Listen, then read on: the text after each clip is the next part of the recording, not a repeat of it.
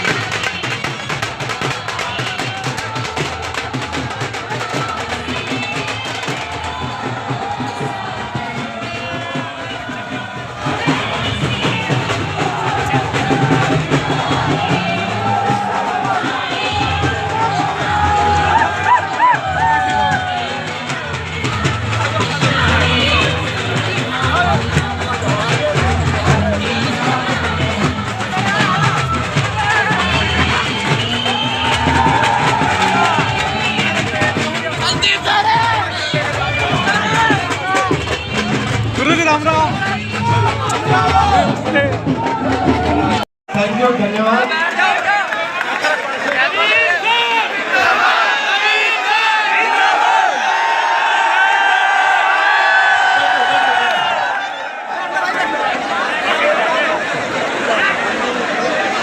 सब बैठ जाओ ऊपर आराम से। भैया अंदर आ जाओ, सब आराम से बात करेंगे, मतलब जल्दबाजी में नहीं आए, रात भी हो जाएगी तो हीरो कराएंगे। अपने घर आए, आप बैठ जाओ एक बार प्लीज, रिक्वेस्ट है सबसे। भैया अरे भैया एक बार बैठ जाओ, सबसे कोई लोग नहीं, आराम से बात करेंगे सबसे।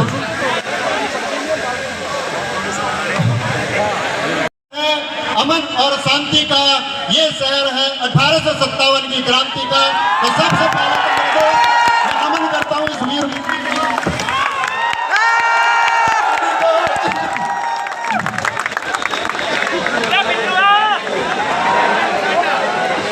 फटकी दिख है, इस साइड फटकी सर टाइट हो रही है।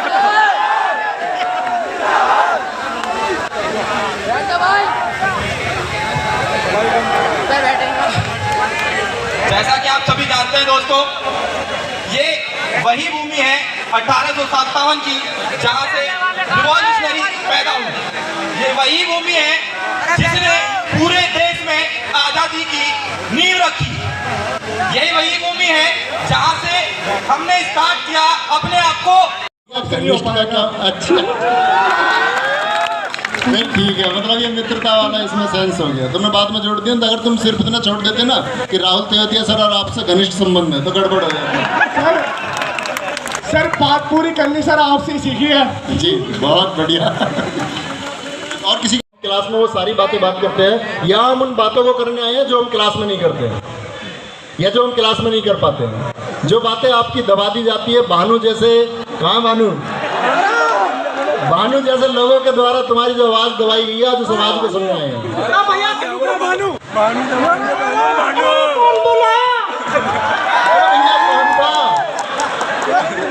चुप हो रहा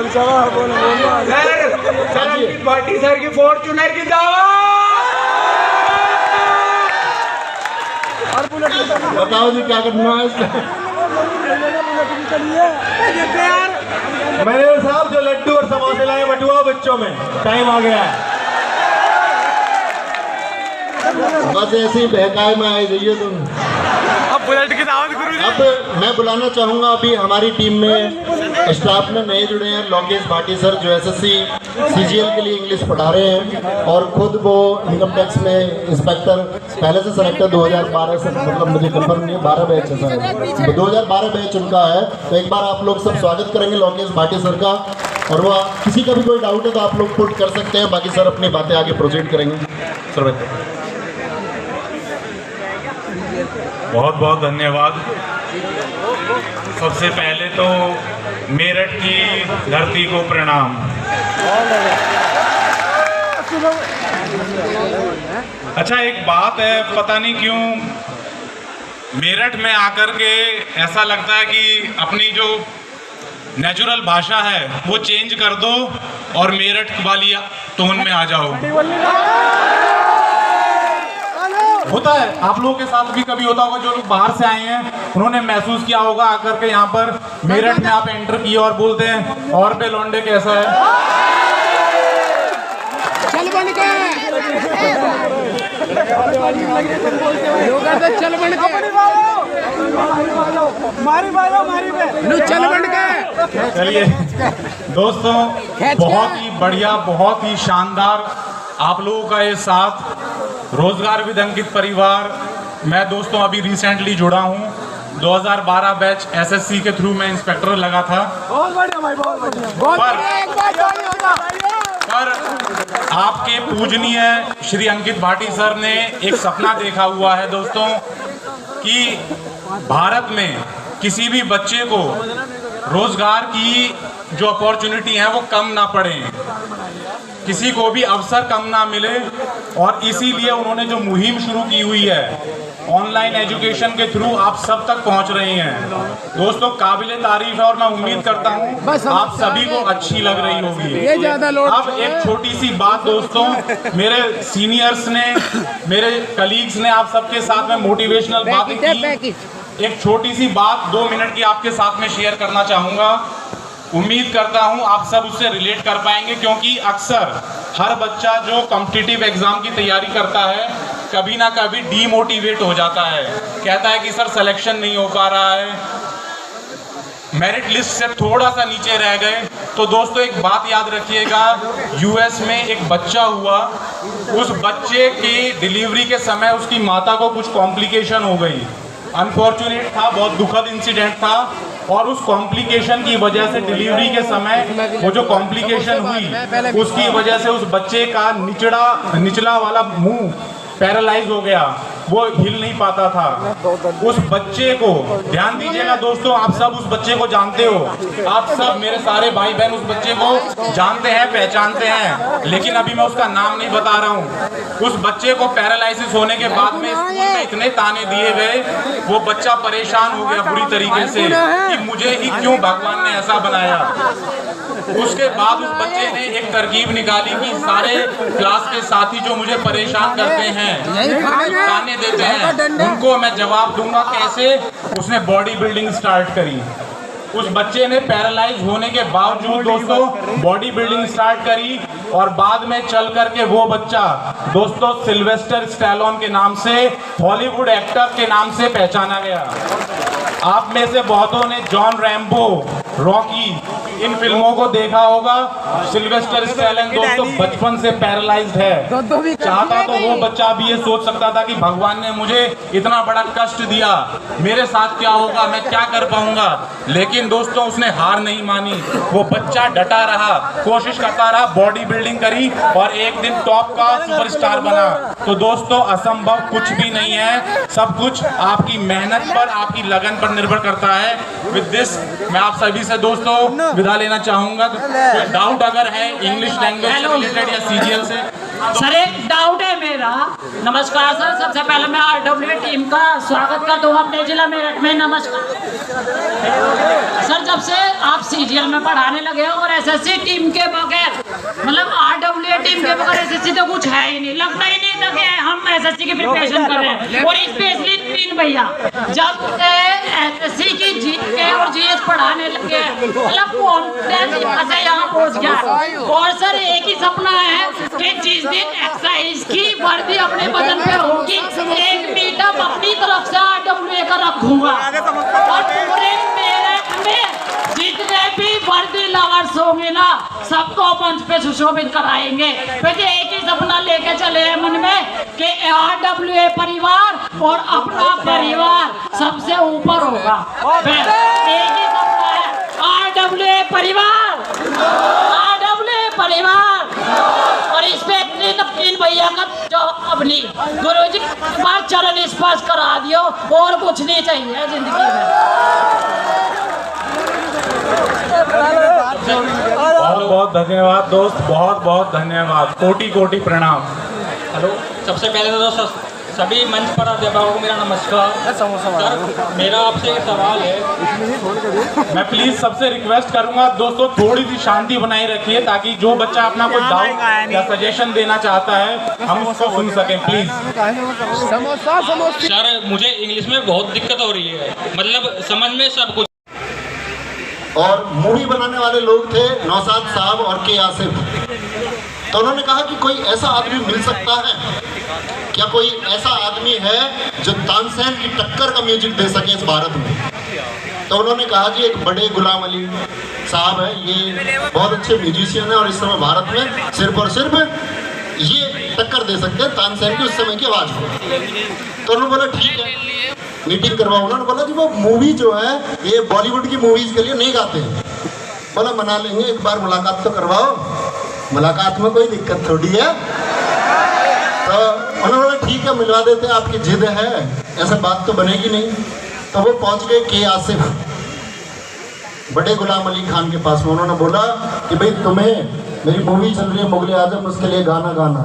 उन्होंने बोला भाई मैं मूवीज़ के लिए गाने नहीं गाता हूँ, बॉलीवुड के लिए गाने नहीं गाता हूँ, अपने शौक के लिए गाने गाता हूँ। उन्होंने बोला तो एक किस्सा है जैसे मैंने सुना। उन्होंने बोला सिगार पीते हुए कस उन्होंने मारा और बोला गाना तुम ही गाओगे। उसने कहा यार बड़ा अजीब आदमी है, मैं कह रहा हूँ मैं गाना नहीं गाऊंगा और जिद करके कह रहा है, रिक्वेस्ट नहीं विनती नहीं, जिद करके कह रहा है कि गाना तुम ही गाओगे। उसने बोली भाई हम तो नहीं गाते। उसने फिर एक कस मारा, बोला गाना तुम ही गाओगे। तो भैया के आसिफ की ये जिद थी। नौशाद साहब को वो लेके गए अंदर गुलाम अली खान। बोले यार तुम किस पागल आदमी को लेके आए हो भाई, बच्चे मैं मना कर रहा हूँ ये जिद कर रहा है। बोले जी है तो पागल, अब क्या कर सकते हैं। बोले इसको यहाँ से धमका के भगा दूँ। बोले भगा दो। बोले देखो अभी कैसे भागता हुआ जाएगा। तो उन्होंने अंदर बुलाया के आसिफ को। तो उस समय जो गाना लोग गाते थे उनको मिलते थे 500 रुपये, बढ़िया जो सिंगर थे उनको 500 रुपये मिलते थे। उन्होंने अंदर बुलाया के आसिफ को। बोले 50,000 रुपये लगेंगे। के आसिफ ने एक कसौर मारा और बोला गाना तो जेब में से 10,000 रुपये निकाले और एडवांस दे दिया। बोला 40,000 गाना गाने आ जाना और तब ले लेंगे। ये मैं तुम्हें क्यों बता रहा हूँ, इस कहानी का तुम्हें बताने का क्या मतलब है। ये कहानी है जिद की। अगर तुम कुछ सोचते हो ना और अगर तुम जिंदा हो तो जो तुमने सोचा है वो तुम करके जाओगे, वो तुम करके जाओगे। और इसी में एक कहानी है मुगले आजम की, ध्यान से सुनना और इससे जोड़ना खुद को। उन्होंने बोला कि भाई अकबर दरबार में टहल रहा है तो अकबर के 4,000 के जूते 1944 की मूवी है जो मैं तुम्हें बता रहा हूँ, 1960 में पूरी हुई और 1960 से चली और आज भी कई सिनेमाघर में आज भी चल रही है, आज तक भी नहीं हटाई है, 16 चली। तो अकबर के उस टाइम जूते 4,000 रुपये के खरीदे गए। सोचो आप 1944 में। और मूवी की शूटिंग हो गई, पृथ्वीराज कपूर हीरो है, पूरी गाने की शूटिंग हो गई, मूवी भी आ गई। तो पृथ्वीराज कपूर ने बाद में पूछा कि यार तुमने 4,000 रुपये के जूते लिए, ये कहीं गाने में कहीं पिक्चर में कहीं दिखे तो है ही नहीं। बहुत बढ़िया, शानदार। तो उसने एक बात कही, भैया ने स्टोरी सुनी हुई है। तो उन्होंने एक बात कही, बोले तो दिखने से मतलब नहीं, क्या दिखता है क्या नहीं दिखता। बात इस बात से तुम्हें फीलिंग तो आई कि 4,000 के जूते पहन रखे हैं। तो बात ये है कि जब तुम अध्ययन कर रहे हो तो वो उस टाइम या तो लोट पोट के कर रहे हो पापा करवा रहे हैं, मम्मी करवा रही है, बड़ा भाई करवा रहे हैं, भाभी की नौकरी लग चुकी है उस वजह से पढ़ रहे हो, चाचा के किसी लड़के की नौकरी लग चुकी है इस वजह से पढ़ रहे हो, परिवार में किसी बच्चे की सरकारी नौकरी लग चुकी है इस वजह से पढ़ रहे हो, या अपनी फीलिंग की वजह से पढ़ रहे हो। अगर फीलिंग आ रही है ना पढ़ने में तो सिलेक्शन सबसे जल्दी होने वाला है। और ये बात सोच लो कि तुम्हें फील से पढ़ना होगा, और जब तक फील नहीं आएगा तब तक सिलेक्शन बहुत दूर है। तो फीलिंग आती है यस और नो, और नहीं आती है तो लेके आओ। फीलिंग आनी जरूरी है किसी भी चीज के लिए। अगर फीलिंग नहीं है तो भैया फिर कुछ भी नहीं है। तो फील होना जरूरी है।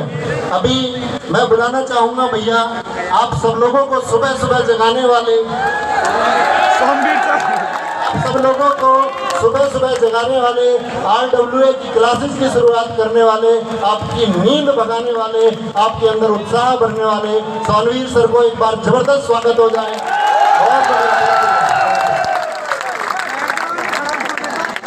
नमस्कार बच्चों। नहीं भाई ऐसे नहीं, आज तो मेरठ जिंदाबाद है बस। आज सोनवीर सर जिंदाबाद नहीं, आज मेरठ जिंदाबाद। ठीक है चलो। तो बच्चों बहुत कुछ सीखने को आपको मिल रहा होगा अपने गुरुजनों से, हमको भी मिल रहा है, क्योंकि जितना टाइम हमें मीटअप के बहाने मिल जाता है ना, खासतौर पे हम लोग जो कहीं ना कहीं नौकरी भी कर रहे हैं और साथ में आपको भी बहका रहे हैं, तो उनको थोड़ा सा कम मिलता है। एक छोटी सी चीज कहना चाहूँगा, एक तो नवीन सर कह रहे थे ना रोटी पे खा गया जिद वाली बात, मतलब मेरठ की भाषा में खुट्टा,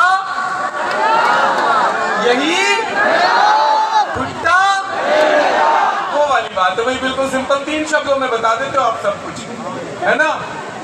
सिंपल बता देते हो। चलो तो आज मैं घर से चला ना, तो मेरे एक दूर की रिश्तेदार हैं घर पे अभी, तो मतलब दूर की है, ब्लड रिलेशन भी नहीं है उनसे ना। तो उन्होंने कहा आप जा रहे हो, कितने सारे बच्चे होंगे, तो आपको डर नहीं लगेगा? इतने सारे बच्चे, मतलब वहाँ कोई व्यवस्था बिगड़ गई तो? मैंने कहा मुझे डर तो लग जाता, पर उस हर इंसान को डर नहीं लगता जिसका छोटा भाई, जिसकी छोटी बहन उसके कंधे पे आ जाए। और मैंने कहा फिर सारा डर फेस कर लेते हैं वो लोग, क्योंकि ताकत जो है कंधे पे आ गई। कहाँ पे आ गई? कौन सी ताकत काम आती है हमेशा? अगर शारीरिक तौर पर कुछ करना हो तो कंधे की ताकत काम आती है ना।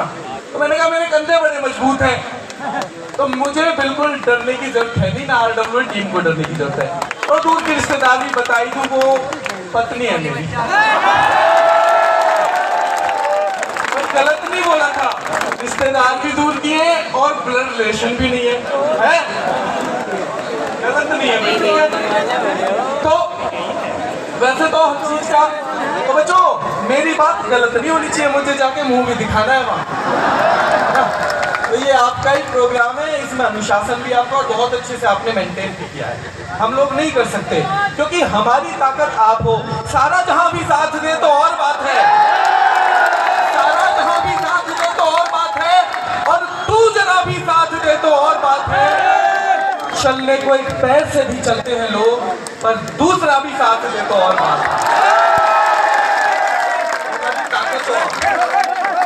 ताकत हो आप ही से हम हैं। तो बच्चों बात चल रही थी कि सफलता कितना मायने रखती है। तो दोस्त मिले बहुत टाइम बाद, एक ऐसा दोस्त जिसने अपने लिए क्या किया, एक मेहनत की राह चुनी। उसने कहा मुझे जीवन में कुछ करना है, जब जन्म मिला है तो कुछ ना कुछ तो करना है, अच्छा करना है कुछ। दूसरा ऐसा, अरे यार ये जिंदगी एक बार मिली है, मजे लो ना, ऐसे भी तो बहुत सारे मिलते हैं आपको। तो जब दोनों मिले ना, तो दोनों ने घड़ी बांधी हुई। एक के पास बढ़िया बच्चों 1-1.5 लाख रुपए की घड़ी, एक के पास अपना जो मिल जाती है 100-150 रुपए की। तो जाके जो था ना, जिसने मेहनत जिंदगी में नहीं की, उसने कहा दूसरे वाले से, देख भाई घड़ी तूने जरूर महंगी पहनी होगी, पर तेरी घड़ी भी टाइम बता दी और मेरी भी, अंतर क्या हुआ? क्या अंतर हुआ तुझ में और मुझ में? तो उसने कहा तेरी घड़ी तेरा टाइम बता रही है और मेरी घड़ी मेरा टाइम बता रही है। तो आपको बताना कि टाइम आपका कैसा है। और वो आपकी मेहनत पे डिपेंड करेगा कि आपका टाइम कैसा है बच्चों। क्या होता है जब हम किसी लक्ष्य के प्रति पूरी तरह समर्पित हो जाते हैं। एक छोटी सी कहानी है, मैंने कभी सुनी थी 10-15 साल पहले बच्चों। अनुपम खेर, आप जानते हो सब अनुपम खेर को? अच्छे एक्टर है, किसी को कोई डाउट? अब थोड़ा सा वो दूसरी बात है, वो कई बार ऐसी चीजें भी कह जाते हैं, लेकिन एक्टिंग उनकी गजब की रही है और सबसे बड़ी बात उनका संघर्ष गजब का रहा है। तो हमें जो पॉजिटिव चीजें हैं वो हर इंसान से लेनी चाहिए। तो अनुपम खेर से एक इंटरव्यू में पूछा गया आपकी सफलता का राज क्या है, तो उन्होंने बताया कि जब मुझे 2-4 फिल्में मिलने लगी ना, तो सर क्या हो गया मेरा, सर पे क्या चढ़ गई, सफलता चढ़ गई, और ये सफलता आसानी से बचाई नहीं जाती बच्चों। तो बोले मेरी एक फिल्म थी अमिताभ बच्चन के साथ जो उस टाइम के सुपरस्टार थे। तो बोले वहां पर मेरा सीन चल रहा था, मैंने अपना सीन किया और मैंने कहा अरे यार ये बिजली नहीं है यहाँ, एसी नहीं है, ये नहीं है, गर्मी लग रही है, मेरे लिए कोई पंखा लेके आओ। तो मैंने अपना वहां पे स्टारडम झाड़ना शुरू कर दिया। तो बोले तभी मेरी नजर पड़ी अमिताभ बच्चन पे, जो एक कोने में बैठे थे और एक कंबल ओढ़ रखा था।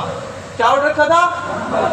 जिस मौसम में अनुपम खेर को क्या लग रही है, उस मौसम में अमिताभ बच्चन ने क्या ओढ़ा हुआ है, कंबल। वो बोले, मैंने पूछा अरे क्या है अमिताभ जी ने कंबल क्यों ओढ़ा हुआ है, बुखार है क्या जाड़े से? मैं कहा नहीं बुखार नहीं है, आप ही पूछ लो। तो वो बोले मैं गया अमिताभ बच्चन के पास, मैंने कहा सर आपने कंबल क्यों ओढ़ा हुआ, आपको गर्मी नहीं लग रही? तो बोले मैं रिहर्सल कर रहा हूँ। रिहर्सल तो कर रहे हो पर आपको गर्मी नहीं लग रही? बोले जब मैं काम करता हूँ ना तब मुझे ना गर्मी लगती है, ना मुझे सर्दी लगती है, ना मुझे भूख लगती है, ना मुझे प्यास लगती है। बोला फिर मुझे बस काम लगता है। क्या लगता है? काम। तो जिस दिन आप ऐसे हो जाओगे ना, उस दिन जितनी भी विपरीत परिस्थितियां हैं जीवन में, किसके जीवन में नहीं है जी विपरीत परिस्थितियां? जितने भी महान लोग बने हैं, एक का भी उठा के देख लो जीवन परिचय, परिस्थिति विपरीत ही मिलेगी, है ना? किसी की और भी नहीं है तो पत्नी झगड़ालू है ना? देखो मैं इससे पीड़ित नहीं हूँ बिल्कुल भी, तो मेरी बात को मत लेना। हाँ बहुत अच्छी है बेचारी, वीडियो देख रही होगी वो। ठीक है, तो विपरीत परिस्थितियां सबको मिलती हैं, पर वही चैंपियन बन के उभरता है जो विपरीत परिस्थितियों को पार कर जाए। तो इसलिए मेरी तो 2 ही लाइन होती है हमेशा आपके लिए कि दुख से ना घबराना पंछी, दुख से ना घबराना पंछी, ये जग दुख का, ये जग दुख का। और यूं तो भीड़ बहुत जंगल में, उड़ना तुझे किसी की जरूरत है आपको, किसी सहारे की, किसी की मदद की, कैसे करोगे काम अकेले? वही चाहिए। तो लास्ट में बच्चों 1-2 लाइनें, एक मेरी कलीग है ऑफिस में, उन्होंने कहा था कि सर आप पढ़ाते हो तो मैं आपके बच्चों के लिए 2 लाइनें लिखना चाहती हूँ, तो एक बार मेरी तरफ से भी सुना देना। और अच्छी लगी इसलिए सुना रहा हूँ कि कुछ करना है तो डटकर चल। ध्यान देना बच्चों, जीवन में ना जिस दिन आप चीजों को सुनना सीख जाओ, जब आप बोलते हो ना, केवल आपको देखा होगा बोलने में हम बहुत सारी चीजें मिस कर जाते हैं, लेकिन जब हम सुनते हैं ना तब हमें जिंदगी का असली आनंद आना शुरू होता है। कि कुछ करना है तो डटकर चल, थोड़ा दुनिया से हटकर चल। सर वही करोगे तो फिर आप कैसे कुछ अलग कर पाओगे? कुछ करना है तो डटकर चल, थोड़ा दुनिया से हटकर चल। चलते चलते गिरते हैं सभी, तू गिरते गिरते उठकर चल। चलते चलते गिरोगे, सारी दुनिया ही कभी है, तू गिरता हुआ भी उठ। बिना काम के मुकाम कैसा? बिना काम के मुकाम मिला है तक किसी को? अगर मिल गया तो टिकेगा नहीं। बिना काम के मुकाम कैसा, बिना मेहनत के नाम कैसा, और जब तक न मिले अपनी राही तब तक आराम कैसा? भैया अगली 4 लाइन, अर्जुन सा निशाना रख, अर्जुन सा निशाना रख, ना कोई बहाना रख, जो लक्ष्य सामने है तेरे बस उस पे ठिकाना रख। और लास्ट, सोच मत साकार कर, सोच मत साकार कर, अपने कर्मों से प्यार कर, मिलेगा तेरी मेहनत का फल, तू मेहनत पे एतबार कर। तो बच्चों बहुत अच्छा लग रहा है। सच बताऊं तो माता पिता आपका प्यार ज्यादा है, आप लोगों का आज पता नहीं चल पा रहा। आज नहीं चल पा रहा कि आप लोगों ने ज्यादा प्यार दिया है या माता घर में ज्यादा प्यार देती है। तो भाव विभोर हैं हम सभी और आपके इस प्यार को याद रखेंगे और बदले में हम यही कर सकते हैं कि आपके लिए जो कुछ हम करते हैं उसे और जितना ज्यादा कर सकें, उसे और जितना बेहतर कर सकें वो करेंगे। किसी का कोई सवाल हो? किसी का कोई सवाल हो? चलो सर, नमस्ते सर। सबसे पहले आदरणीय मंच पर जितने भी मेरे सम्मानित गुरुजी हैं, सबको नमस्कार। हाँ जी, और मेरे सभी प्यारे भाई बहनों, हेलो हेलो हेलो। तो मैं काफी भाई 1 मिनट रुक जाओ भाई। बच्चों जिसका मुझसे सवाल हो ना, ये सवाल यही पूछे। ओके। इधर तो आई नहीं। काफी पहले से मैं प्रयास कर रहा था कि बार बार सर आते थे, क्वेश्चन उनसे था, बट आपसे भी हो जाएगा। क्वेश्चन ये है कि सर मैं गांव से बिलोंग करता हूँ, ओके, और थोड़ा सा टाइम निकाल के आया हूँ, मुझे काफी टाइम हो गया और जाना भी है, इसलिए थोड़ा जल्दी कर रहा था, थोड़ा सा मतलब बताइए था उसके लिए, सॉरी बताइए। वो ये पूछना था मुझे सर, जैसे कि मैं थोड़ा अपने मम्मी पापा को भी टाइम देता हूँ और वो गाँव में ना, यहाँ अधिकतर सब लगभग गांव से ही है, वो सब जानते हैं गांव में खेतों में काम बहुत ज़्यादा होता है, तो मैं थोड़ा हेल्प करता हूँ। तो मुझे दोपहर तक हो जाता है, मतलब दोपहर, तो आधा टाइम मेरा वहीं निकल जाता है और आधा दिन ही मैं पढ़ पाता हूँ, तो थोड़ा परेशान भी रहता हूँ। और यहाँ एक लाइब्रेरी है, तो मैं वहाँ आता भी हूँ, तो मुझे ना वहाँ मध्य रात्रि भी हो जाती है, तो वो बहुत ही ज़्यादा कहते हैं कि यार तू मतलब चल रहा भाई कैसे करेगा। तो सर कह ना, मतलब मैं ये कहना चाह रहा हूँ कि सर जैसे कि मैं हूँ, मैं पढ़ाई को बहुत ही कम ज़्यादा टाइम दे पा रहा हूँ, तो सर मेरे जैसे ऐसे बहुत हैं, ठीक है सर। तो 8-10 घंटे दे पा रहे हो? 8-10 घंटे नहीं सर, मतलब वो मैं कभी कभी वहाँ रुकता हूँ मध्य रात्रि के, कभी कभी, लेकिन बस आधा ही दे पाता हूँ। तो सर मैं ये कहना चाह रहा हूँ कि जैसे मैं कम पढ़ता हूँ, मतलब थोड़ा कम टाइम दे पा रहा हूँ, तो कैसे मतलब मैं एवरेज ही स्कोर कर पा रहा हूँ टेक्स्ट बुक में, तो सर मैं थोड़ा कैसे ग्रो करूँ, मतलब वो थोड़ा टाइम कम, तो थोड़ा सा टाइम तो बढ़ा दो अगर वो कम है ज़्यादा ही, ठीक है। बाकी टेक्स्ट बुक में या किसी भी टेस्ट में अगर आपका स्कोर कम रहता है ना, तो कम टाइम में भी अगर आपको सुधारना है तो वो चीज़ें ना हर टेस्ट के बाद वो चीज़ें ध्यान दो जिन पे आपका स्कोर हो नहीं पा रहा, और उनके लिए स्पेशल काम करो। देखो 2 तरीके हैं, एक बच्चा जिसके पास ज़्यादा टाइम है ना, उसके पास 4 पेज हैं, वो चारों पेज को लगातार पढ़ता रहेगा, रिविजन भी लगातार करेगा। आपके पास कम टाइम है, आप उसे मार्क कर लो कि मुझे कौन सी चीज़ अच्छे से आती है। 2 पेज 2.5 पेज आपको पहले से ही अच्छे से आता होगा, आप उस 1.5 पेज पे ज़्यादा ध्यान दे दो। आप सारे का रिविजन एक साथ मत करो, 10 बार करते हो, एक बार जो आता है उसे कर लो, बाकी 8-9 बार उसे करो जो आप पे नहीं आता, टाइम की क्षतिपूर्ति हो जाएगी। मैं बच्चों जब दिल्ली पुलिस में सब इंस्पेक्टर था, लगभग 14 घंटे की मेरी एवरेज नौकरी थी। मेरे ख्याल से इतना तो माताजी पिताजी की हेल्प नहीं करते होगे आप, इतना नहीं करते हो ना। उसके बाद CGL एग्ज़ाम निकल गया, तो केवल उसके पीछे यही कारण था कि फोकस करो उन चीज़ों पे जो आपकी कमजोर है ना। आप कितना भी, आप 24 घंटे भी पढ़ रहे हो, 20 भी पढ़ रहे हो ना, तो भी अगर आप एक सिस्टमेटिक ढंग से नहीं पढ़ोगे तो नंबर तो फिर भी कम रहेंगे। जो कमजोरी है भाई, दोनों बाजू आप लोग जिम जा रहे हो और एक लेफ्ट वाली थोड़ी सी पतली है, तो इससे ज़्यादा मेहनत करो, इससे थोड़ी सी कम कर दो, वरना दोनों से लगातार ज़्यादा करते रहोगे तो ये हमेशा और ज़्यादा मोटी होती जाएगी और मतलब वो अंतर बना रहेगा, फिर दिक्कत ये है। सर एक क्वेश्चन नवीन सर से भी था कि वो मतलब इतने सब्जेक्ट एक साथ पढ़ते हैं, वो मतलब कैसे अपने आप को अप टू डेट रखते हैं, क्योंकि सर हमारा भी ये हो रहता है कि मतलब हम भी अप टू डेट रखते हैं आपको। सर बिल्कुल सर, सर उनसे पूछना था।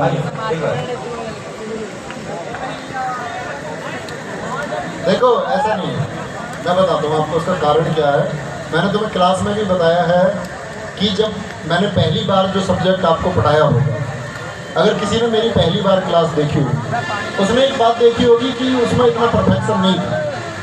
जब मैंने दूसरी बार पढ़ाया होगा तो कुछ अंतर होगा, तीसरी बार पढ़ाया होगा तो कुछ और अंतर आया होगा, चौथी बार में कोई और अंतर आया, आज शायद मैं कुछ और पढ़ा रहा हूँ। तो ऐसा नहीं है कि वो मैं हमेशा से परफेक्ट था, मैं धीरे धीरे खुद मैं अभ्यासरत रहा, इसीलिए मैं परफेक्ट था। आप भी अभ्यास करेंगे, आप भी बिल्कुल ऐसे ही हो जाएंगे। वो तो है सर, बट थोड़ा कुछ यूनिक होता है ना बंदे में अपने आप, तो सब वही लेना चाह रहा हूँ मैं आपसे। वो माँ सरस्वती की कृपा है, वो और कुछ नहीं है विशेष, वो सब कुछ अभ्यास की वजह से आप कर सकते हैं। चलो नहीं, अगर तुम ऐसे कहोगे ना उसे खेत में जाना है। हेलो मस्ती का मूड में हो? नहीं होना चाहिए। ये कहते हैं कि मस्ती जवानी में ही होती है, जवानी बाद होती नहीं। तो अभी कर लो ऐसा जो हो रही है। सर मेरा सोनवीर सर से एक सवाल। जी जी ओ माइक वो नवीन को मिलता क्वेश्चन सर सबसे पहले मैं हाथ जोड़ के आपको शॉर्ट में बोलना है बच्चे, शॉर्ट में, फिर आप लोगों को ज़्यादा दोनों में एक बार कर लेता हूँ, जल्दी बताओ। अगला ओ भैया बैठ जाए यार नीचे दोस्त। ठीक है हाँ, ऐसे टीवी में करंट अफेयर और स्टेट का सबसे ज़्यादा रोल होता है। ठीक है दोस्तों, मैं कैसे मजबूत करूँ उसके थोड़ा यहाँ पे। तो आप फिर नवीन सर और सोनवीर सर की क्लास लेते रहो, खत्म करो काम। नहीं सर क्लास कर ले रहा हूँ। हिस्ट्री में तो बहुत ज़्यादा बोरिंग हो जाता हूँ मैं, नींद आ जाती है। अब तो देखो हिस्ट्री नवीन सर से पढ़ोगे तो नींद नहीं आएगी। मतलब नवीन सर से नहीं, किताब से पढ़ रहे हो। पहले सर से पढ़ो फिर किताब से पढ़ो। चलो फिर आप बताओ। हाँ बोलो।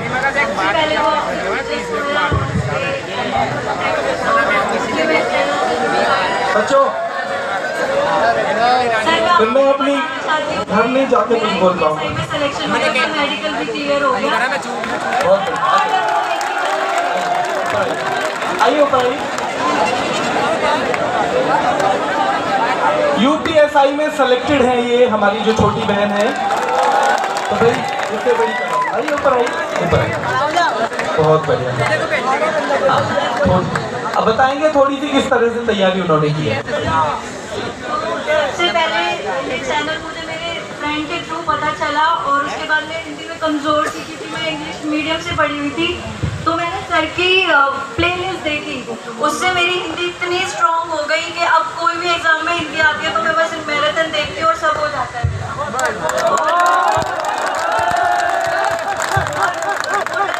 अलंकार कभी समझ नहीं आते थे और सर ने जब पढ़ाए तो एकदम सब समझ में आने लगा हिंदी में। और मैंने राहुल सर से पढ़ी। पहले मैं मैथ ज़्यादा नहीं कर पाती थी, लेकिन अब HCL से देकर आई मैं 20 के 20 क्वेश्चन करके आई हूँ। बाकी मेरा ये सब मैंने नवीन सर की पढ़ी और रीजनिंग के मैं बस सर के साइड करती हूँ। और यूपीएसआई में सर की जो इनइक्वालिटी की एक क्लास आई थी एनालिसिस के बाद, उसके बाद मुझे इनइक्वालिटी क्लियर हो गया। एग्जाम में भी इनइक्वालिटी के क्वेश्चन किए अच्छे से और अब किसी भी एग्जाम में इनइक्वालिटी का क्वेश्चन आता है तो कभी पढ़ना नहीं पड़ता वो।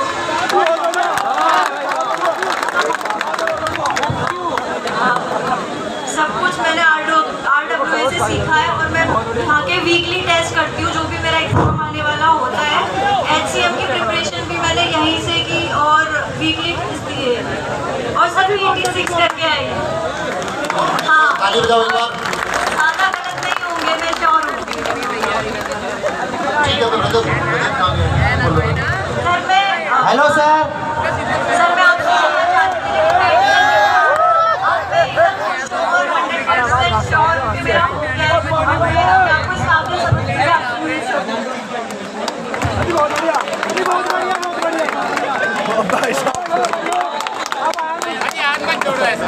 हेलो सर रजत चौधरी अभी है स्टेज पे आपके सामने। इनका भी यूपीएसआई और SSC रेडी में हो चुका है। बहुत बढ़िया।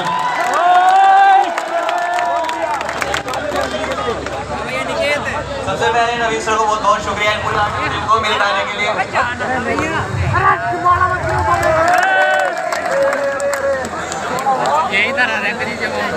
मैंने आज तक कभी हिंदी नहीं पढ़ी थी स्टार्टिंग में। सबसे पहले नवीन सर को इसलिए फर्स्ट टाइम हिंदी पढ़ी। नवीन सर ने एक बात बोली थी, तो मैं जिस दिन हिंदी का बैच खत्म करूंगा तुम ऐसे बन जाओगे कि तुम खुद हिंदी पढ़ा सको।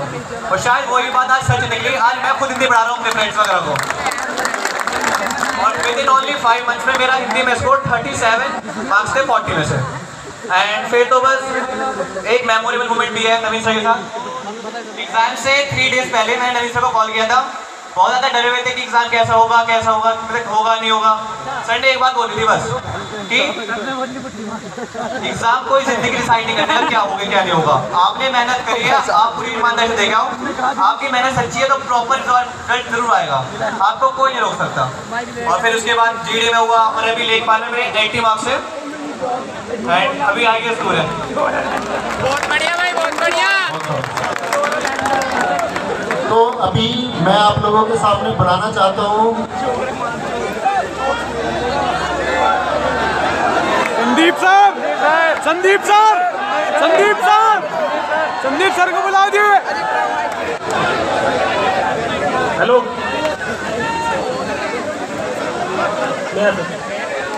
सर मेरा सवाल है आपसे कि मैं है ना दिल्ली में जॉब करता था, दिल्ली MCD में, और वहाँ से जॉब छोड़ कर आया हूँ मैं, मतलब 8 महीने करीब हो गए।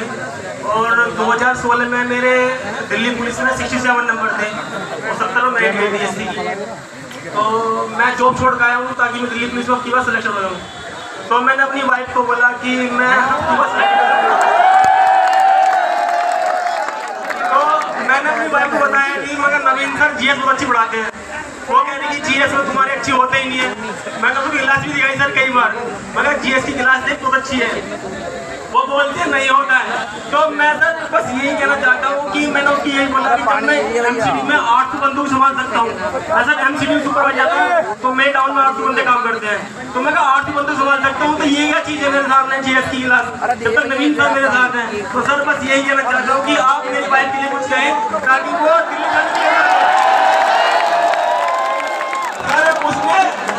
उसने मेरे पीछे लगे पड़ी है कि दिल्ली चलो दिल्ली चलो दिल्ली चलो।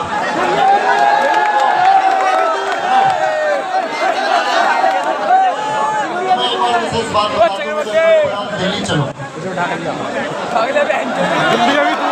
हेलो सर, मैं बोल दूं सर भैया थोड़ा दूर हो जाओ भैया, वीडियो बननी मुझे दिखानी आगे। अच्छा, भाभी जी क्लास देखती है हमारी? हाँ सर, रोज 2-3 क्लास दिखाएं सर बस। अच्छा, 2-3 ही दिखाई, ज़्यादा तो नहीं दिखाई? नहीं सर। मैं एक बात बता रहा हूँ, तुमने एक बात कही दिल्ली चलो। दिल्ली चलो नारा किसने दिया? सारे बच्चे जानते हैं सुभाष चंद्र बोस ने, लेकिन ये बात गलत है। जो रोता है वो बाप होता है और अपने बच्चों की तकलीफों को जो अपने फटे हुए बनियान में पिरोता है वो बाप होता है। ये सच है, ये सच है कि 9 महीने पालती है माँ हमें अपने पेट में। ये सच है कि 9 महीने पालती है माँ हमें अपने पेट में, लेकिन जीवन भर जो हमें दिमाग में ढोता है वो बाप होता है। और जो माँ बाप से प्यार करते हैं वो तो समझ ही गए होंगे, लेकिन जो सोना बाबू वाले हैं ना, उनके लिए भी है, उनके लिए भी कुछ लाइनें हैं। एक मित्र कह रहे थे कि सर मेरा पढ़ाई में मन नहीं लगता, मैं क्या करूं? जब मैं व्हाट्सएप देखता हूं तो सामने वाला ऑनलाइन होता है, दिमाग खराब हो जाता है। तो मैंने उसको कहा कि गुलाब का फूल देकर ये कह गया टोकरी वाला, कि गुलाब का फूल देकर ये कह गया टोकरी वाला कि एक तरफा मोहब्बत करने वाले मेरे यारों उसे ले गया कोई नौकरी वाला। तो नौकरी कर लो, सफलता मिल जाएगी, सोना बाबू मोना बाबू सब मिल जाएंगे और माँ बाप का नाम रोशन हो जाएगा। माँ बाप का सपना होता है कि अगर वो जाएं तो वो बेटों या बेटियों के नाम से पहचाने जाएं कि देखो वो उनके पिताजी जा रहे हैं, उनका बच्चा उनकी बेटी सरकारी नौकरी में है। बहुत बहुत धन्यवाद। हेलो, तो उसने कहीं पे दिखाओ एक बार, जिस दुकानदार से कह रहे सूट कौन सा ठीक है। और उसने कहीं पे स्वर्ग में उसको लेके गए थे, स्वर्ग में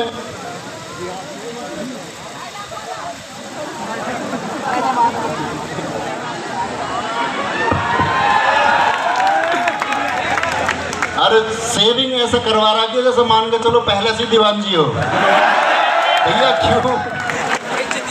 सुनो, नहीं बढ़िया बात है, डायलॉग का बढ़िया ही होता है वो, देख सुनने के लिए, ये वो सच में नहीं होता, वो हमारे तुम्हारे लिए नहीं है, वो किसी और के लिए ही है।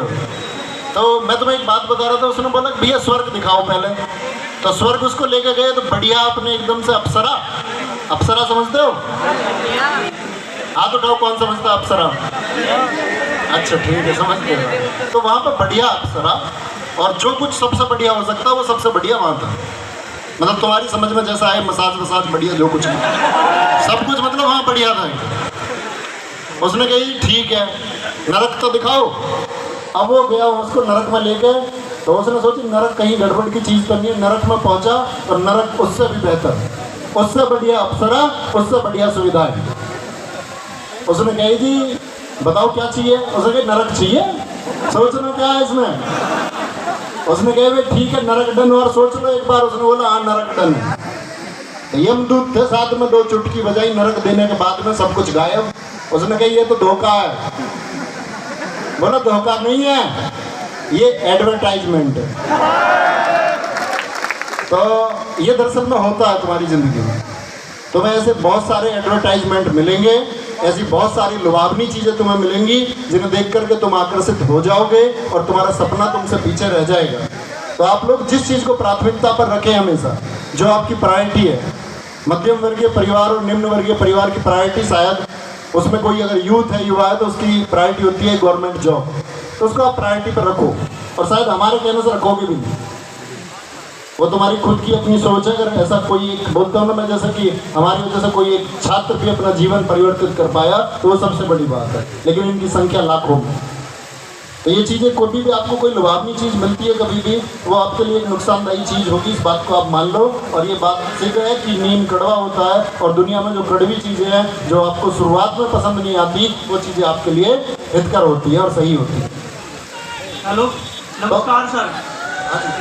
जी जी जी, मेरा आपसे सवाल है, जब भी हिंदी के प्रैक्टिस सेट में गोल्डी का नाम आता है, उस राज को खोलिए। क्या सुनो, अब मैं तुम्हें एक बात बताऊं, राज तो राज ही होता है, राज ऐसा खुल जाए तो कैसे बात बनेगी? बता दो।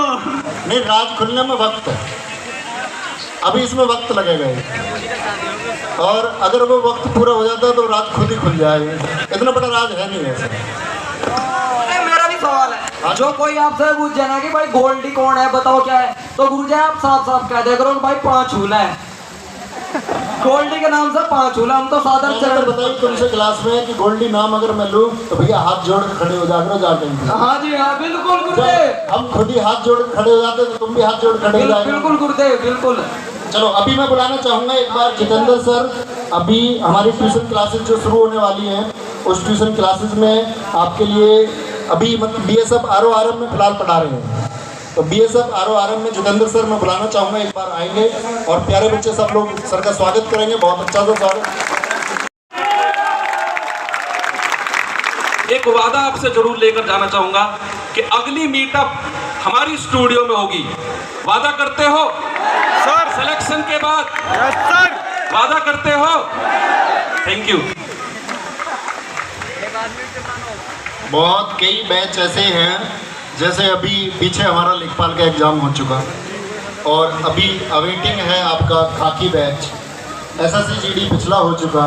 तो इस बार हम जब मीटअप सोच रहे हैं तो हम ये सोच रहे हैं कि हम 20,000 पर माला बनवानी पड़ेंगे और हॉल भी बुक कर चुके हैं। हम उनके लिए एडवांस में बोल चुके हैं कि हमारे बच्चे आएंगे जी, और पूरे मतलब इससे बड़ा ऑडिटोरियम भी नहीं है, कोई 5,000 के करीब सीट आपकी बुक हो चुकी है।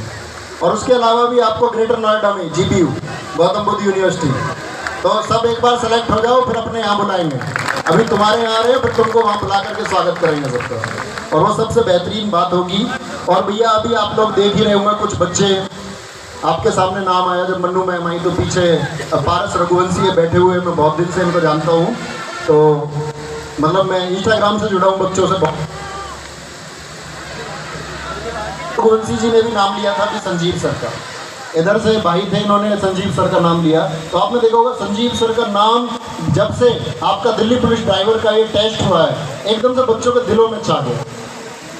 बच्चे मेहनत करते रहे, और जब सर ने परीक्षा बच्चों को परीक्षा तक के पढ़ाते रहे, 50 क्वेश्चन में से बच्चों ने खुद कहा कि मैं पूरे 50 मुझे मिले हैं, किसी बच्चे ने बोला 47 मिले, किसी ने बोला 48 मिले हैं। और ऐसा भाई अभी हमारा आया, कोई गुड़ लेके भी आया है संजीव सर के लिए।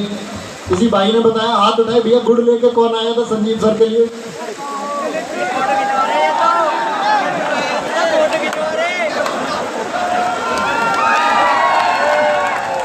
अरे भाई इधर हमारी बात सुन लो भैया, मुझे पता तुम मेरठ के हो, आ जाओ देख लो इधर। आवाज नहीं आई भाई।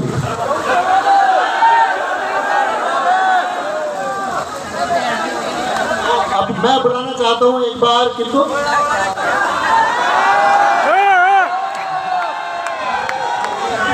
एक बार पहले स्वागत करो मजबूत, जब बुलाऊंगा।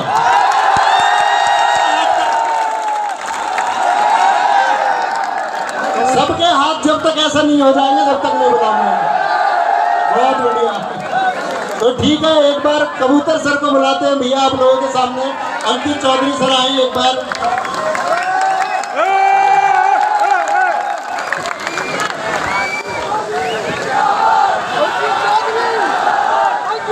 सभी प्यारे दोस्तों को दिल से धन्यवाद। सभी एक बार बैठ जाएं। आवाज नहीं आ रही है? आ गई? तो देखो बच्चों, आज तक मैंने कभी शायरी तो सुनाई ना है। अच्छा वैसे ये बताओ, शायरी सुनाते कौन है? शायरी गजल जिनके दिल टूटे हों।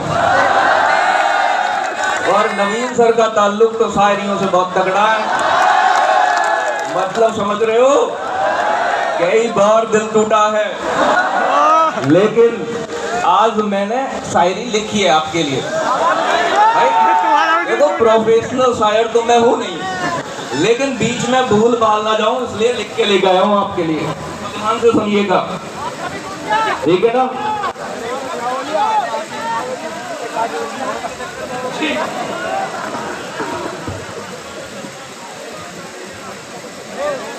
मेरी रचनाएं हैं जो मुझे कभी बेजुबान नहीं होने देती। मेरी रचनाएं हैं जो मुझे कभी बेजुबान नहीं होने देती।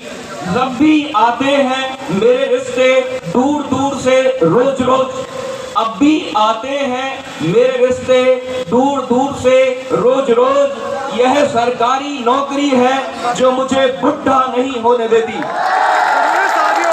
तो इन लाइनों के माध्यम से मैं बताना चाहता हूँ कि जीवन में सरकारी नौकरी की हमारे लिए क्या इंपॉर्टेंस होती है। तो बेटा ब्याह भी तभी होगा बढ़िया जब सरकारी नौकरी होगी, ठीक है ना? अब एक मैंने मेरठ वालों के लिए मेरठ के ऊपर ही आज आते समय कुछ लाइन लिखी है, सुनिएगा ध्यान से। बहादुरी से भरा मेरठ का कोना कोना मिलेगा। बहादुरी से भरा मेरठ का कोना कोना मिलेगा। इतिहास में नाम पुराना मिलेगा। परखना है मेरठ वालों को तो सख्त से परखो। परखना है मेरठ वालों को तो सख्त से परखो। बच्चा बच्चा RWA का दीवाना मिलेगा। ठीक है बच्चों, तो मैं इतनी ही बात कहना चाहूंगा। मैं कहूंगा कि आप अपनी तैयारी बहुत बेहतर तरीके से करें। गुरुजी, हाँ गुरुजी नमस्ते। नमस्ते नमस्ते। गुरुजी कबूतर तो उड़ा दो एक बार। गुरुजी बोल के उड़ा दो, बोल के। उड़ा उड़ा रे कबूतर। ठीक है चलो बच्चों, किसी का कोई क्वेश्चन हो तो आप मुझसे पूछ सकते हो। हेलो गुरुजी प्रणाम। प्रणाम भाई प्रणाम। मेरठ की धरती से प्रणाम गुरुजी। बहुत बहुत प्रणाम भाई, बहुत बहुत स्वागत आपका, बहुत बहुत धन्यवाद। गुरुजी राहुल सर नहीं है क्या? राहुल सर। राहुल सर का दुख तो मुझे भी है, मेरे तो बिचौली आए हो। शर्मा जी से बात करा दो गुरुजी। हाँ शर्मा जी सर को बुलाया जाएगा, आ जाओ सर।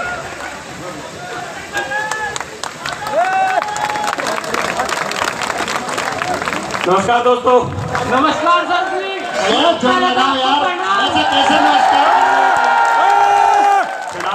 गुरुजी आपको मेरठ की धरती से कोटि कोटि प्रणाम। छत्रे विवेक सिंह तोमर।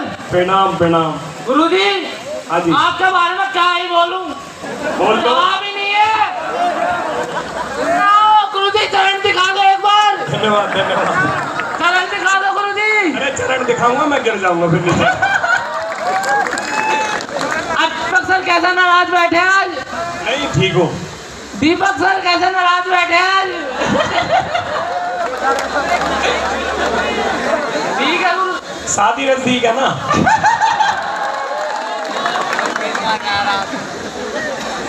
शादी पे 3 दिन की छुट्टी मिली है इनको बस। ठीक है, किसी का क्वेश्चन हो राहुल शर्मा सर से तो पुट कर सकते हैं, या माइक दो एक बार। ये लो। सर मेरी तरफ से आपको बहुत बहुत वेलकम मेरठ में, और मैं आपसे कुछ कहना चाहती हूँ। सबसे पहले मैं आपसे ये कहूँगी कि मैं आपकी बहुत बड़ी फैन हूँ। जब से मैंने आपका चैनल देखा है सर, जब से मैंने आपका चैनल देखा है, मुझे जुड़े हुए आपसे 2 या 3 महीने हुए समथिंग। तो सर मेरी रीजनिंग वीक थी, जिसके बाद मैंने आपकी रीजनिंग देखी, रीजनिंग का चैनल देखा। उसके बाद मुझे मोटिवेशन हुआ, सेल्फ कॉन्फिडेंस हुआ IPS का, जिससे मैं UPSC की तैयारी कर रही हूँ आपके चैनल से। और सर काफ़ी अच्छी नॉलेज और इंक्रीज हुई है मेरी रीजनिंग में, काफ़ी डेवलपमेंट हुआ है। और मैं कहना चाहूँगी आप बहुत अच्छी रीजनिंग पढ़ाते हैं, जिसके लिए कोई सर अवेलेबल नहीं है वर्ल्ड में, मेरे कहने की ये वर्ड है। और सर मैं एक बात और कहना चाहूँगी, जब आप चैनल अपना पढ़ाते हैं, आपका चैनल स्टार्ट होता है, और जब मैं स्टडी करती हूँ, आपके चैनल से जुड़ती हूँ, तो मेरे में एक जोश आता है कि मुझे UPSC क्लियर करना है। और सर मैंने अभी SSC GD का पेपर दिया है, जिसके मेरे अंदर कॉन्फिडेंस आता है कि मैं क्लियर हो जाएगा, मेरा क्लियर हो जाएगा SSC GD। और IPS की IAS की मुझे तैयारी करनी है। सर आप मुझे सजेशन करेंगे, मैं चाहूँगी, और मुझे इसके बाद आपका नंबर भी कॉन्टैक्ट चाहिए, जिसमें आप सजेशन लेके रहूँगी। और सर मैं एक बात और कहना चाहूँगी, जब आप पढ़ाते हैं तो बीच में एक स्टूडेंट ने शायरी बोली थी, जिसको आपने बोला भी था, तो मैंने उसको कन्वर्ट कर दिया था अपने माइंड में।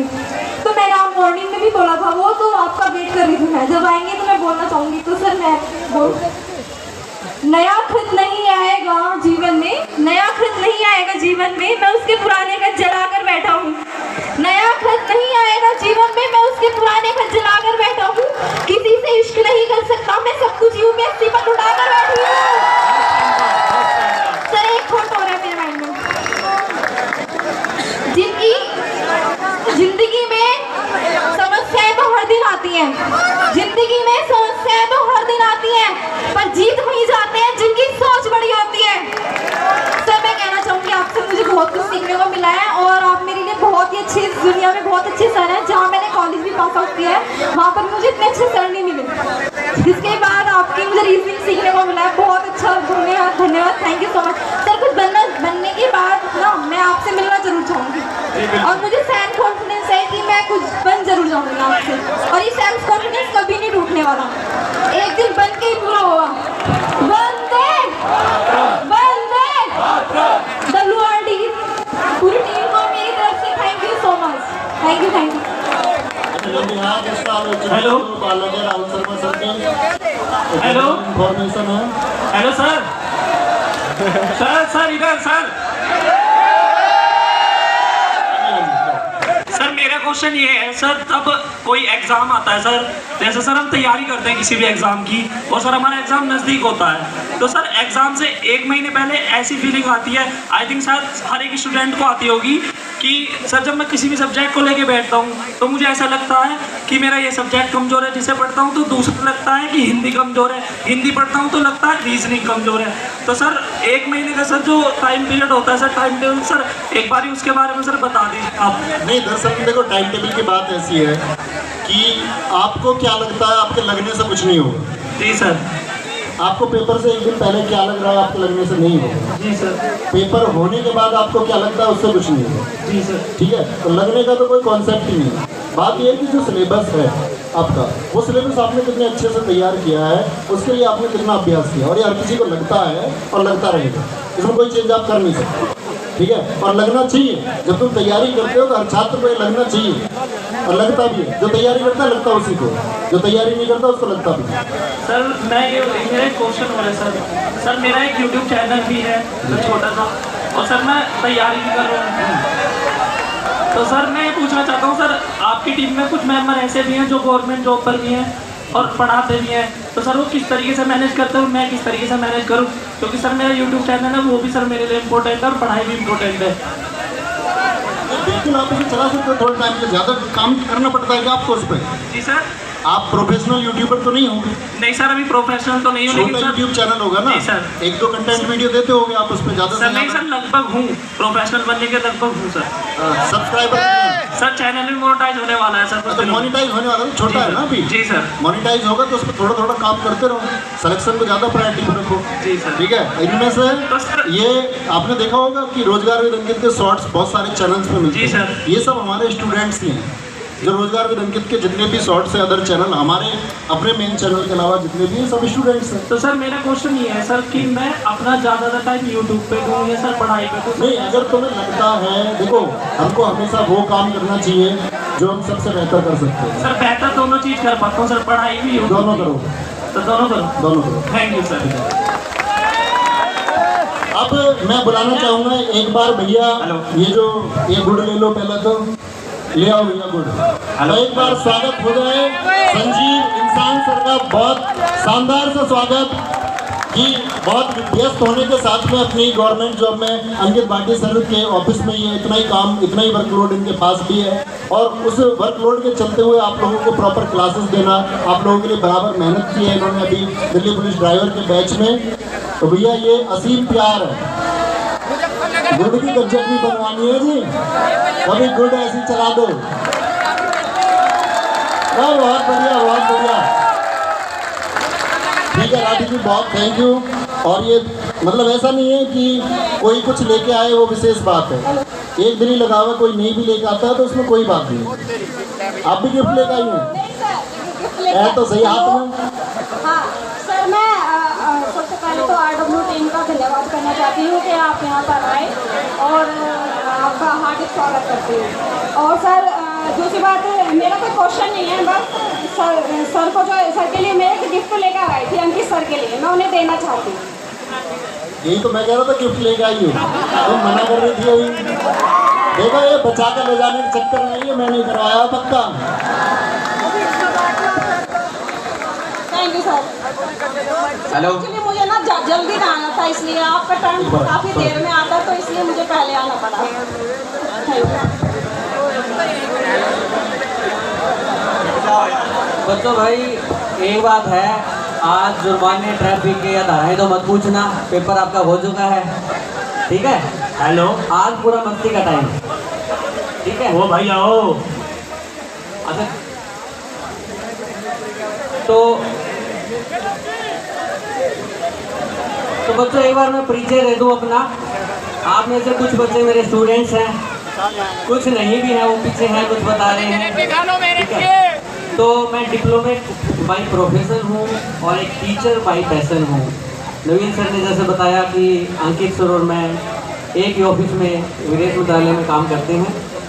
2011 से मैं, शायद 2013 से सर जुड़े हुए हैं वहाँ से, तो साथ साथ एक ही बिल्डिंग में रहते हैं, ठीक है? और इन्होंने ही मुझे मोटिवेट किया कि आप भी थोड़ा थोड़ा मेरे साथ बढ़ाओ, मैं पढ़ा ही रहा हूँ। तो तब ये सफ़र शुरू हुआ।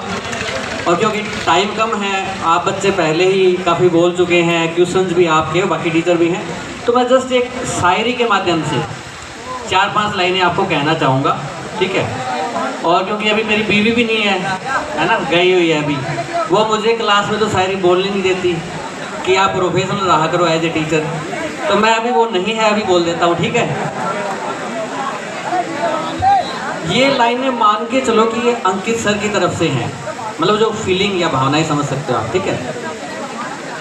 कोई बच्चा ये कहता है, कोई बच्चा ये सहता है, कोई बच्चा ये कहता है, कोई बच्चा ये सहता है, मुसीबत बेरोजगारी की मेरा दिल समझता है, मुसीबत बेरोजगारी की ये हर दिल समझता है। मैं मजबूर कैसा हूँ, तू मजबूर कैसी है। ये तू बोला मैंने, तू, इससे अगर हिंदी में कहूँ मैं तो तू का अभी पढ़ाई तो समझ ही गए होंगे, ठीक है? बताना कौन कौन समझ गए।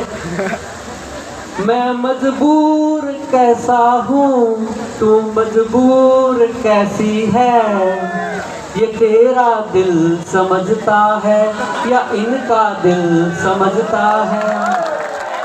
क्योंकि आपकी जो शादी वादी को लेकर और जो भी समस्याएं हैं नौकरी ना होने की वजह से, वो ये भी समझते हैं और लगे हुए उनमें, ठीक है। तैयारी ये नौकरी की ये लंबी कहानी है, पंचवर्षीय योजना है ना, भर्तियों का हाल। तैयारी ये नौकरी की ये लंबी कहानी है, कभी कोरस कभी मो कभी किताब लानी है। यहाँ सब लोग कहते हैं इनके हाथ में जादू है, यहाँ सब लोग कहते हैं इनके हाथ में जादू है। तुम समझो तो कीमत है, ये समझाने की ठानी है। तुम समझो तो कीमत है, ये समझाने की ठानी है। छोड़ूं बेरोजगार मैं तुमको, ये हो नहीं सकता, ये कह रहे हैं। छोड़ूं बेरोजगार तुमको, ये हो नहीं सकता। ये मौका है पुण्य का, ये मैं खो नहीं सकता। पढ़ लेना कहीं से तुम बात मगर मेरी सुन लो, पढ़ लेना कहीं से तुम मगर मेरी बात तुम सुन लो। दाग बेरोजगारी का हर कोई धो नहीं सकता, दाग बेरोजगारी का हर कोई धो नहीं सकता। तो वही लाइनें मैं चाहूँगा जो स्टार्ट किया था। आपको जानते हैं कि ये लिरिक्स किसके हैं, इस कवि के हैं। मैं चाहता हूँ कि आप सारे गुनगुनाएं एक साथ लास्ट में। कोई बच्चा ये कहता है, कोई बच्चा ये सहता है, कोई बच्चा ये कहता है, कोई बच्चा ये सहता है। मुसीबत बेरोजगारी की ये मेरा दिल समझता है, मुसीबत बेरोजगारी की इनका दिल समझता है। मैं मजबूर कैसा हूँ, तू मजबूर कैसी है। मैं मजबूर कैसा हूँ, तू मजबूर कैसी है। ये तेरा दिल समझता है या इनका दिल समझता है। धन्यवाद दोस्तों। बन्नू मैम, वाली बन्नू मैम। अब जिन बच्चों को ट्यूशन हो, आपका एग्जाम हो ही चुका है जो मैं पढ़ाता था, तो मेरे ख्याल से ट्यूशन होंगे नहीं, ठीक है। और हेलो हेलो हेलो सर, इधर देखिए। हेलो हेलो, किधर बोल रहे हो? अच्छा हाँ, बोलो बोलो। सर मेरा जो क्वेश्चन है वो दीप करते हैं, तो एक बार माइक। ठीक है, ओके बस ठीक है। अभी आएंगे, बैठो। पहले बाकी लोगों को आने दो सबको। हेलो। मैंने सोचा बच्चों, मुझे तो संजीव सर रोज ही शायरी और गाने सुनाते हैं, तो फिर वो मौका देखते ही मैंने कहा आज तो आपको भी सुनाई दे। देखा कैसे तरफदारी कर रही है अपने की। तो भैया अभी सब लोग आ चुके हैं, तो बता दो जरा किसको बुला लूं। Sandeep sir, Sandeep sir, Sandeep sir. भैया दो आवाजें आ रही है, भानु सर और संदीप सर। तो अभी बुलाते एक बार संदीप सर को, और जोरदार स्वागत होना है, जोरदार स्वागत होना है।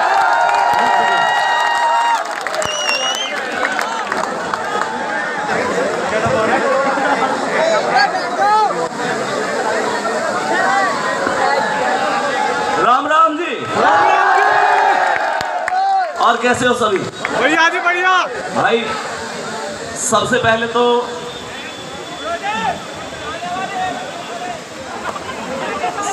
तो इतना प्यार देखकर शब्द नहीं है हमारे पास। बाकी ज़्यादा मोटिवेशन करना तो मुझे आता नहीं है। तो वैसे सभी हमारे गुरुजन हैं, सभी ने सभी से आपने अपने अपने प्रश्न भी पूछे हैं, तो पहले तो जिसका जो भी प्रश्न है वही प्रश्न पूछ लो, फिर उसके बाद ये सब चीज़ें तो चलती ही रहती हैं। पहुंचा दो भैया माइक एक बार। तो जिसका जो भी प्रश्न है पहले प्रश्न पूछ ले। तैयारी देखो आप लोग। हाँ जी भैया बताइए। हेलो। हाँ जी सर मेरा एक क्वेश्चन है जी। सर एक तो सबसे पहले RW टीम की तरफ से मतलब सर हम आपको थैंक यू बोलना चाहते हैं। बहुत बहुत प्यार सर, क्योंकि आपने एक मुहिम चलाई है यूपी पुलिस के लिए सर, उसके लिए मुझे ये कहना है, मेरे भाई हैं यहाँ पे, वो ये कहना चाहते हैं हम सर जनरल कैटेगरी के हैं, हमारी 22+ एज हो गई है जी सर, हमें अगर 2 साल की मोहलत मिलती है तो हमें एक मौका मिलेगा। और सर इस टाइम घर की भी कंडीशन ऐसी है कि सब चाहते हैं कि एक नौकरी मिल जाए, चाहे वो दिल्ली पुलिस हो चाहे वो यूपी पुलिस हो, मतलब नौकरी से है। तो सर बस यही चाहते हैं कि सर आप हमारा जिस तरह से साथ दे रहे हैं प्लीज़ ऐसा ही साथ दो जिससे कि हमें मौका मिल जाए सर। इसलिए अंकित भाटी सर का हमारे दिल से धन्यवाद सर। और सर आपको मेरठ की तरफ से, मेरे सच्चे भाई की तरफ से चरण स्पर्श। Thank you sir, thank you so much. Hello गुरु जी, मैं भी आ गया। मुझे और क्वेश्चन है किसी के? हाँ जी है योरा गुरु जी, मैं योरा। ओके बताइए। सबसे पहले तो सभी गुरुजनों को मेरठ की धरती पे प्रणाम। गुरु जी सब चीज़ अच्छी है, सारी बात ठीक है, आप लोग पढ़ा भी अच्छा रहे हो और हम लोग पढ़ भी अच्छा रहे हैं। लेकिन अभी आपने देखा होगा कि पिछले UPSSC की जितनी भी वैकेंसी आए, जितनी भी वैकेंसी है, कोई भी वैकेंसी फेयर नहीं जा रही। कहीं ना कहीं किसी न किसी रूप में हर चीज़ में भ्रष्टाचार है।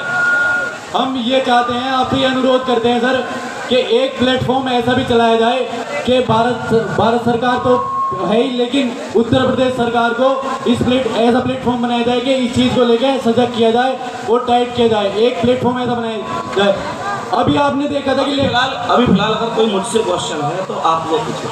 नहीं सारे सभी मुझसे है अभी तो सब सही है। चलो ठीक है, तो फिर थोड़ा सा चीज़ों पर लौट कर आते हैं। देखो हम सभी लोग, पहले एक बार सभी लोग बताइए, आवाज़ आ रही है मेरी? देखो हम सभी लोग यहाँ पर आए हैं, हमें भी बहुत अच्छा लगता है।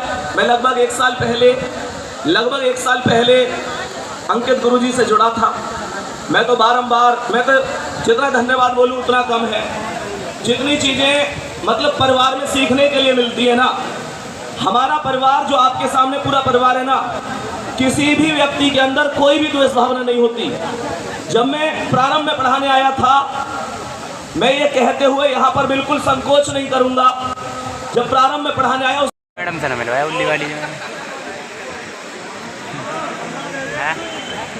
विद्यार्थी जो होता है ना, अभी तुम्हारा समय ऐसा चल रहा होगा, कहीं कोई कहता होगा भैया फलाने आदमी के है ना शादी है वहाँ चला जा, तो तुम कहते होगे नहीं जी जनवरी में SSCGT का पेपर है, ऐसा ही है ना, जाते नहीं होगे। मतलब ये सभी चीजें आप लोगों को चल रही होंगी।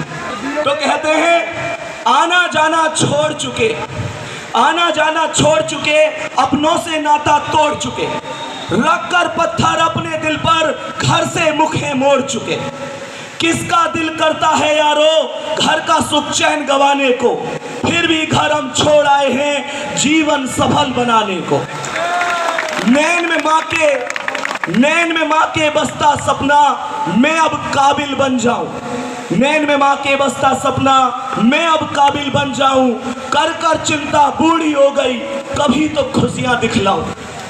बाप से मेरे, ध्यान रखना इस बात को, बाप से मेरे चला ना जाता फिर भी काम को जाता है, और मेरा खर्चा भिजवाने को रोज कमा कर लाता है। घर वो छत की टपक रही, छत वो घर की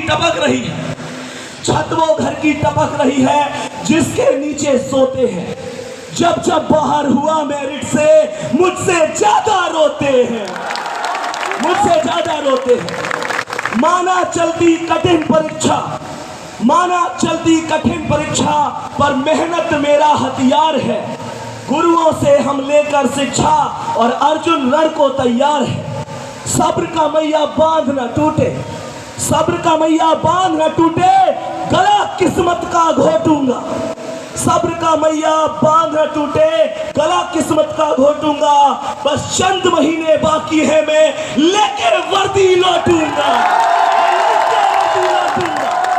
प्यारे दोस्तों, बस इसी उम्मीद से आप लोगों को सपना समझकर चलना है। तो एक वादा आप लोगों को करना है, बस कहेंगे कि माँ की उम्मीद पिता की चाह, माँ की उम्मीद पिता की चाह, लंबी हो गई है नौकरी की राह। वादा है आज से अपनों की खातिर, अपने सपनों की खातिर, अपने सपनों की खातिर, माता के सपनों की खातिर, वादा है आज से मैं खुद से भी लड़ूंगा, वादा है आज से खूब पढ़ूंगा मैं खूब पढ़ूंगा। तो मुझे उम्मीद है आप सभी लोग बहुत बेहतरीन तरीके से चलोगे। अंकित सर के सानिध्य में पूरी RW टीम आप सभी के साथ है। बाकी आप लोग, ये बात लास्ट में यही कहूँगा कि मेहनत आपको हमसे ज़्यादा करनी है, मेहनत आपको हमसे ज़्यादा करनी है। बाकी सफलता का क्या है, वो तो एक दिन आपको मिल ही जाएगी। कहते हैं कि कोई भी व्यक्ति पहले से सीख के नहीं आता। जो बच्चा ये कह रहा था कि भैया मैं पहले से इतना कमज़ोर था, मैं था, देखो मैंने आज तक बात बताई नहीं है, लेकिन अभी फिल्म बता देता हूँ। भाई साहब मैं 9th फेल हूँ, समझ में आ रही है बात? मैं एक बार 9th में फेल हुआ हूँ, दूसरी बार में ग्रेस से पास हुआ हूँ। बात आ रही समझ में? तो सोचो मुझसे ज़्यादा तो कमज़ोर भी ना कह सकूँ, मैं कहूँगा जी मैं तो बिल्कुल बेकार छात्र हूँ। लेकिन जिस टाइम पर पहली क्लास ली थी, पहली क्लास के बाद अंदर से लगा कि यार मैं कुछ शायद बहुत अच्छा नहीं पढ़ा पा रहा हूँ। हमेशा नवीन भैया के बारे में एक बात कहूँगा, भाई जैसे ये बात तो कहनी नहीं है कि ऑलराउंडर आदमी है ये लेकिन जैसे तुम लोगों ने देखा होगा रीजनिंग में एक चैप्टर होता है एनालॉजी का, कि जैसे भाई भारत का संबंध दिल्ली से है तो पाकिस्तान का नाम तो लेना बेकार, किसी और का ले लेते हैं। मतलब जैसे भारत का पाकिस्तान से किसी दूसरे देश का।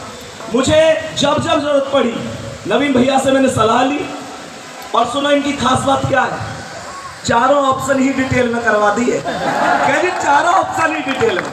मतलब कुल मिलाकर मैं तो बस यही कहूँगा कि जितना प्यार यहाँ पर मिलता है उतना प्यार शायद कहीं और होता तो नहीं मिलता। तो बस यही बात मैं कहना चाहूँगा। बाकी आप लोग बहुत बेहतर पढ़ रहे हैं, बहुत शानदार पढ़ रहे हैं। लास्ट में हालांकि रिपीट कर रहा हूँ, बुलंदशहर में ये लाइन बोली थी लेकिन आज भी बोल के जा रहा हूँ, भुलाकर अपने सपनों को जिया तो क्या जिया, भुलाकर अपने सपनों को जिया तो क्या जिया, अगर है दम तो उन्हें पूरा करके दिखा, और लिख दे अपनी मेहनत से कैसी कहानी, और बोल उस किस्मत को अब दम है तो मिटा के दिखा। ठीक है दोस्तों, जय हिंद जय भारत। बहुत बढ़िया, बहुत शानदार, एक बार ताली हो जाए जोरदार। बहुत खूब सर। संदीप सर आपके सामने सर। हाँ भैया, सबसे पहले तो प्यार भरा नमस्कार RW टीम को, स्पेशली अंकित भाटी सर, नवीन सर, संदीप सर। रिसेंटली अभी PET का एग्जाम हुआ है सर। जब मैंने यूपी पे खा के बेस खरीदा सर ब्रेज, आपकी रीजनिंग की मैंने टोटल क्लास की। उसके बाद सर मुझे नहीं ज़रूरत पड़ी कि रीजनिंग की कोई भी क्लास करने की, किसी भी आकर एग्ज़ाम किसी भी टीचर से। उसके बाद सर अभी PET का एग्ज़ाम हुआ है सर, 5 क्वेश्चन रीजनिंग के सर पाँचों के पाँचों ठीक, पाँचों के पाँचों। अच्छा सर, मैं 12 पास आउट, और सर मेरा लाइफ का फर्स्ट एग्जाम PET जी जिस दिन ये सर आंसर की आई, उसके बाद मैंने उसको सर क्वेश्चन को मिलाया कितने ठीक किए, उसमें से सर मेरा स्कोर 77.5 रहा पहला एग्जाम। वाह बहुत बढ़िया, and thank you RW team, specially Ankit, thank you sir. ठीक है भाई, बहुत शानदार। सर ने तुम्हें एकदम जोश से परिपूर्ण कर दिया। मैं तुमसे हमेशा कहता ही हूँ कि वीर रस के कवि है ये, तो यही सबसे बड़ी बात एक निकल के आती है, कर जाओ कुछ ऐसा कि दुनिया करना चाहे तुम्हारे जैसा। तो बात ये है कि लगातार आप लोग काम करते रहें। एक छोटी सी स्टोरी है, और अब तो इतने लेट तुम हो गए हो, कब ऐसा लग रहा है कब तक केक कटे और कब घर को जा। फोटो खिंचवाने कौन कौन आया? अरे आए, चलो भैया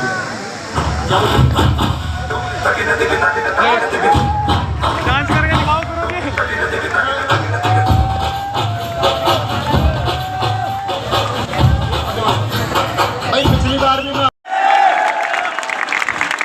थैंक यू।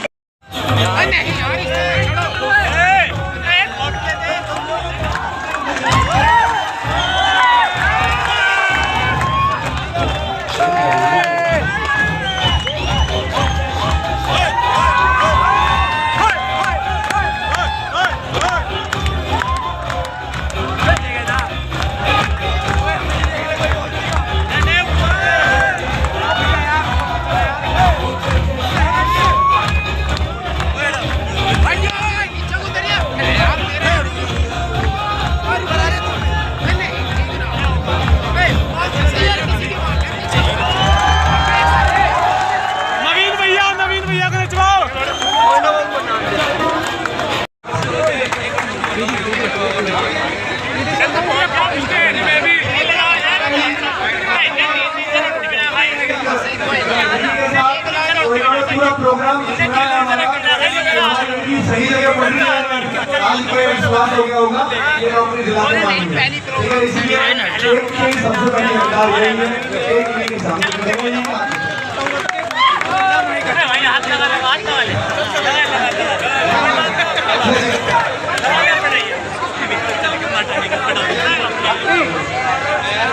बोल रहे हो सर 3-3 जरा गिना भाई